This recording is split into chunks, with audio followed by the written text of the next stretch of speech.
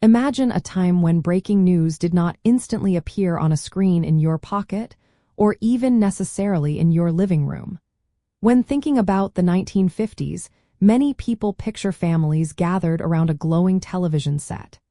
This is a common image, but when it came to news consumption, the reality was quite different.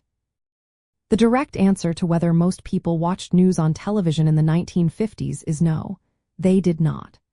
While television was certainly a burgeoning medium, and its popularity was growing rapidly throughout the decade, it had not yet surpassed newspapers or radio as the primary source of daily news for the majority of Americans. This transition took time and significant developments in both technology and programming. The main reason for this lay in several factors.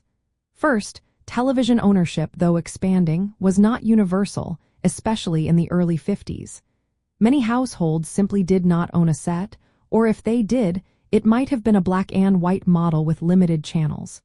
Second, television news programming itself was still in its infancy.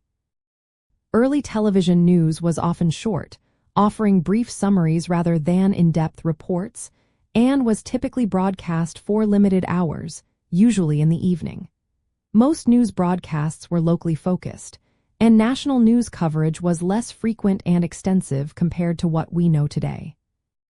Radio, by contrast, offered immediate updates and continuous coverage, particularly for major events, and newspapers provided detailed accounts that television could not yet match. So, how did most people get their news? They primarily relied on daily newspapers, often delivered right to their doorstep, and radio broadcasts. Newspapers provided comprehensive stories, editorials, and classified sections, offering a complete picture of local, national, and international events. Radio, with its widespread reach, delivered hourly news bulletins and longer news programs, providing a sense of immediacy for breaking stories. Families would gather to listen to radio news, just as they would later watch television news, making it a central part of their daily routine. This era represented a pivotal moment in media history, where the established giants of print and radio faced an emerging contender.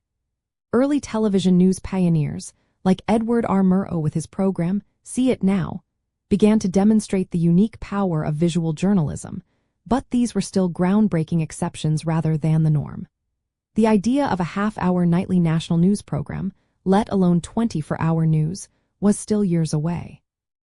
The 50s were a time when news was more often heard or read, rather than seen, setting the stage for the dramatic media transformation that would follow. Understanding the media landscape of the 1950s shows us that our modern habits of instant, visual news consumption are a relatively recent development. It helps us appreciate how quickly technology can reshape how we connect with the world. This period reminds us that media evolution is a continuous process, always adapting and changing how we stay informed and engaged with important events.